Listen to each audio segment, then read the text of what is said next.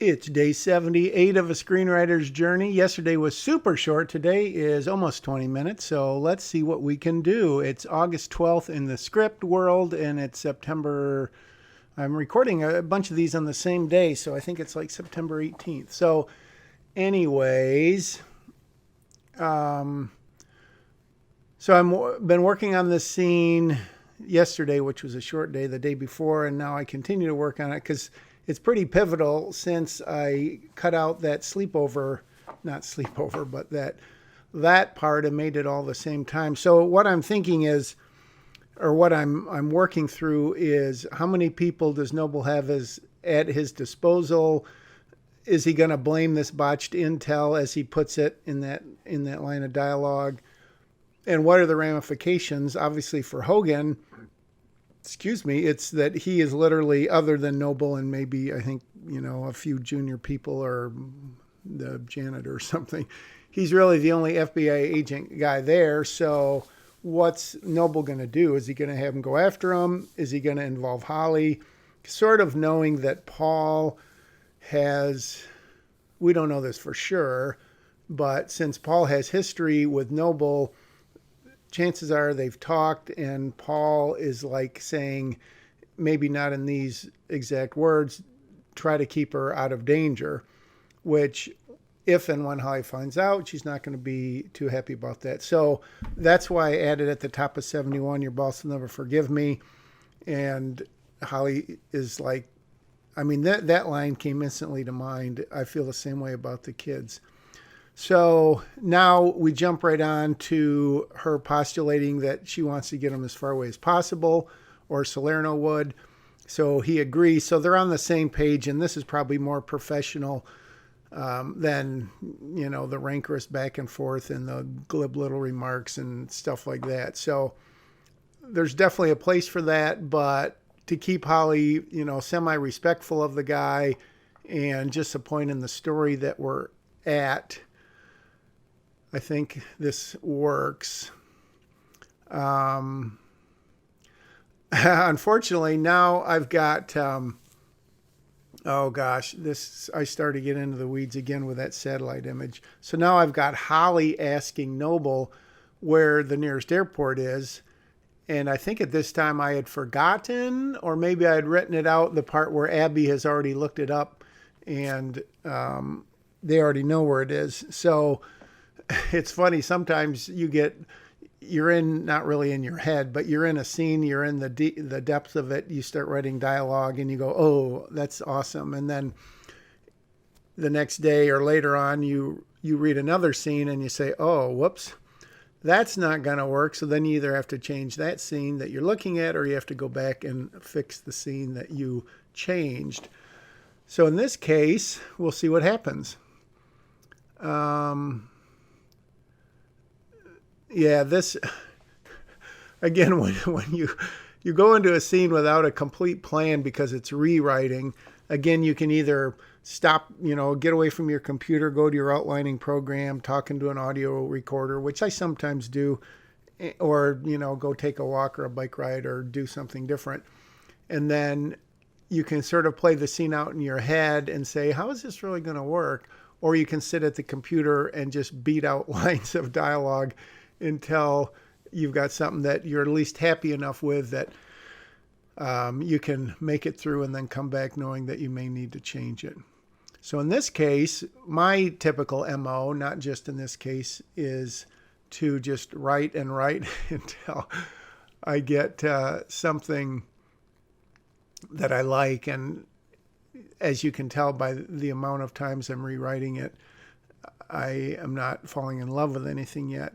Plus, look at what Noble has just said. That's like 6 lines of dialogue. And now it's 5. And again, when I say lines, I mean physically on the page, how many lines does it take up?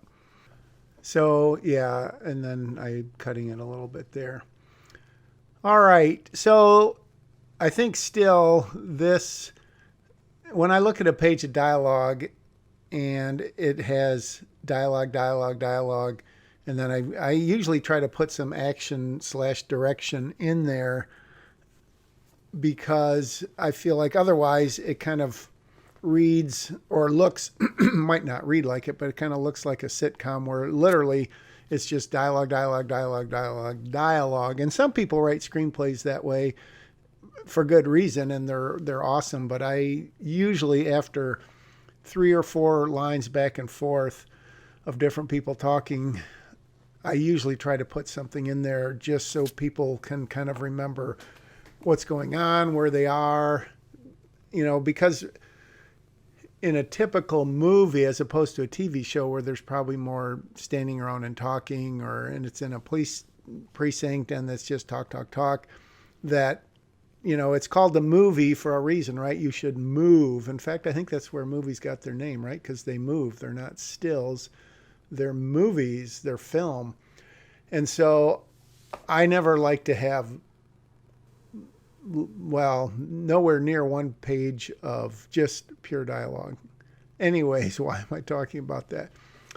As you can see, while I've been talking, I'm still working on this scene to try to move it along, try to, they've got to team up because they're going after the bad guys. So you can't have Noble and Holly bickering and all that stuff. All right. So let's see. Holly hits the gas. Oh, that should be Hogan hits the gas. Oops.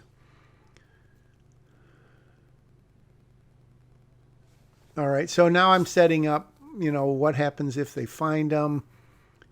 And Noble is saying, gosh, I don't like this. I don't like this dialogue at all. Sometimes, oh, there, shoo. All right, our only hope. Yeah, I'm trying some cutesy stuff here. See if it works. Usually it doesn't. Although, that's sort of cutesy, but basically he's telling them, and this kind of speaks to his character, he wants Salerno more than anything. He frankly doesn't care what happens to the kids, etc. And so, even though I don't know that this line is going to make it in, that's what he wants. That's his bottom line. Which, of course, Holly doesn't take well at all, and Hogan by now knows that she's not going to. Will this dialogue last? Comment in the comments below. Share, and then subscribe. And what else can you do? I guess that's all you can do, except keep tuning in, because as I often say, I'm very appreciative. I must admit, I've uploaded 7 of these. I haven't looked at to see if there's any comments because I'm semi-afraid to look. I think I've got 1 subscriber and maybe 1 thumbs up, but I'm not doing this for the glory, heaven forbid, or necessarily to get feedback, although that sounds kind of bad. Oh my gosh, look at that line of Holly's plan B, pin the tail on the mobster. It's literally they're going to tail him. So that's where that, it's just so bad. It's so cutesy. That, to me, again, that's sort of lazy screenwriting. And what kind of is amazing to me is that I wrote that, and I think that must be good because I haven't deleted it yet.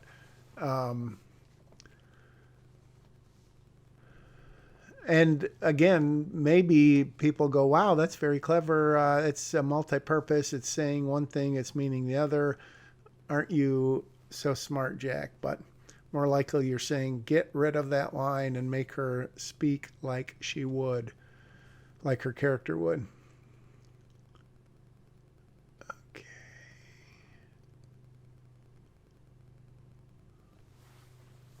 Agent Hogan will report back with eyes on. Yeah, that doesn't make much sense.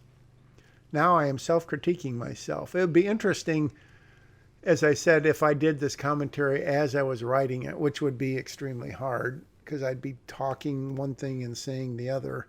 or even if I did it like an hour afterwards, I'm sure I would have a much different take on it, which is probably better that I've waited because I do have that more objectivity. And as you have heard, I do not have a problem criticizing myself or praising myself.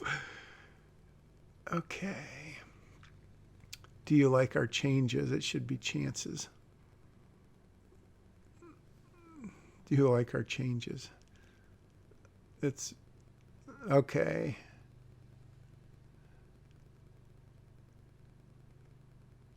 Do you like our chances of finding them? So that line, do you like our change? It should be chances, of course, of finding them or surviving if we do. I think that's I hope not cutesy, because it is kind of saying two things at once. 15 kills, I'm guessing you're keeping your trunk well stocked. So now Holly's mind immediately goes to, hey, we're going to need some firepower, even though she already has a bulletproof vest, right? And she has a pistol or a handgun.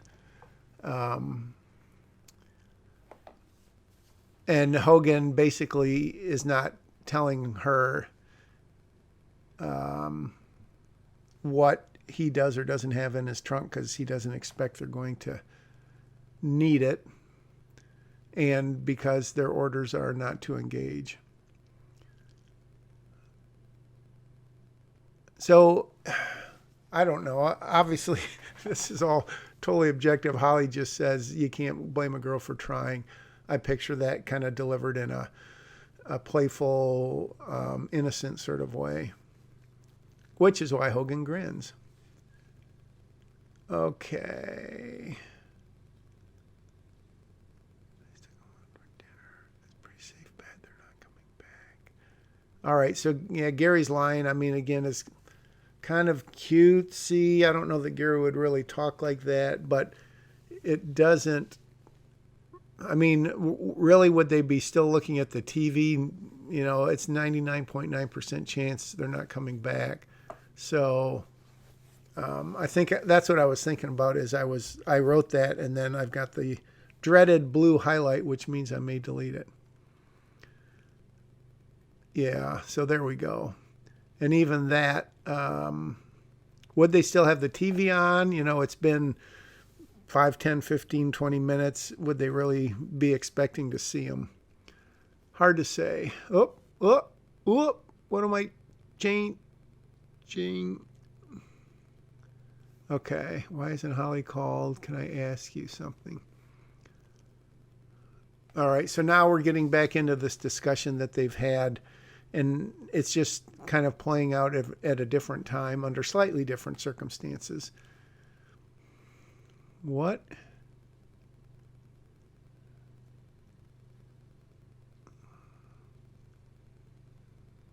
So I'm not sure what I did. I did it so fast with the 5x speed up.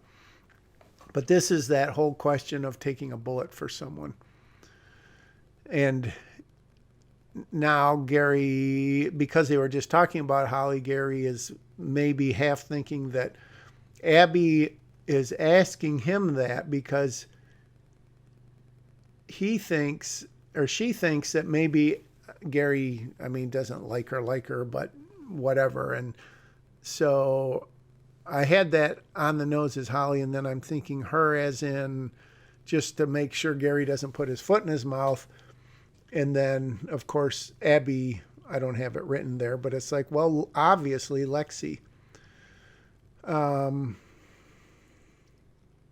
This writing the action description in lieu of dialogue when you're trying to get across an expression, obviously other than, you know, a smile or a frown. So you've got puzzled, you've got bewildered, you've got shocked, you've got, you know, how many different expressions? I guess that's why they call them actors, right? It could be a raised eyebrow. It could be literally their face screwing up. It could be a million different things. And the question always is, for me, do you write that or do you just let the actor go with it? And my tendency and I think I'm getting away from it, and I think I've mentioned it before, is to do less and less of that. Although I think I still do more than a lot of people, and my guess is that's probably not great, but I think part of the reason is at least the first, second, third time through, I really want to be specific about what I'm sort of seeing based on the dialogue. And, shrugs it off. That's something that I think you have to have, because that's in replacement of someone saying no, obviously. But shrugging it off to me is a lot different than no, although you can deliver no 100 different ways. And I noticed here he says honestly, and remember that what I previously said about honestly in that scene in the trampoline park when Rachel said it. And I don't think I remembered when I wrote this right here about that, but if that does hold true, that you shouldn't trust people that say honestly, then Gary probably shouldn't say that. Although, of course, he doesn't have any clue about that conversation. All right. So again, can we talk about something else? And then we get the text. So it's just in the nick of time. So now, here is the part where there's a little bit of logic problem, because Holly has just texted her and asked her to find the closest airport, blah, blah, blah. And I think in the previous scene or two, I've already set up that they've established that Jewel whatever airport is. So again, I need to go back and fix that, if in fact that's still there. I just asked.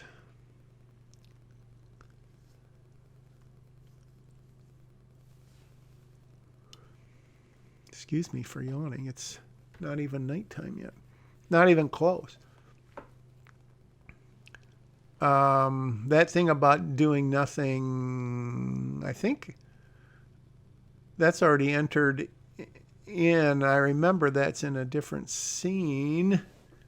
Unless I deleted that previous scene, but no, I'm fiddling with the dialogue to try to make it work, but I'd have to go back and see if she has already basically said that. So now Gary is kind of getting not riled up, but really kind of breaking down a little bit. And now all this stuff is spilling out of him. When I say all this stuff, it's just three things, but this is the point, bad guys close in and then all is lost in Night of the Dark Soul or Dark Night of the Soul, whatever.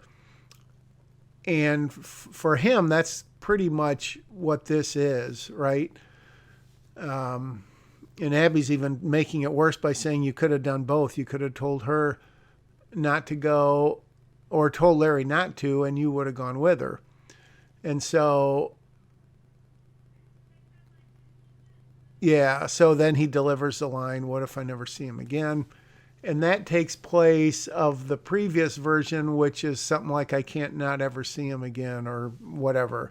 So to me, this is sort of his moment of clarity, and maybe, I don't know about Abby's, but it's definitely his kind of low point, I think.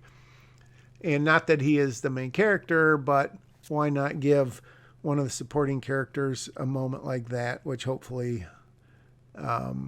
is the case. And I don't know if that or something else also made me realize, and I'm going to realize one of these days soon, if not today. Well, not today because it's over. The point is that Holly really has to hit her bottom and have that all is lost moment, because I don't think she's really even come close to having had that. And I think I realized that at some point. I don't think I've realized it yet, and I'm not going to ruin it by saying if I do realize it. But since I'm talking about it in the present, chances are pretty good I did. Anyways,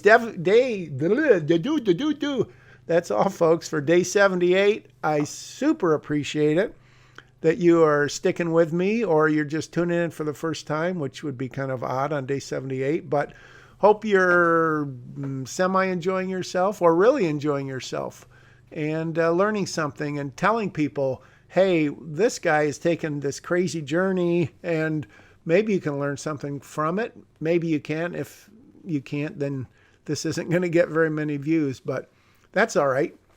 That's okay. See ya on day 79.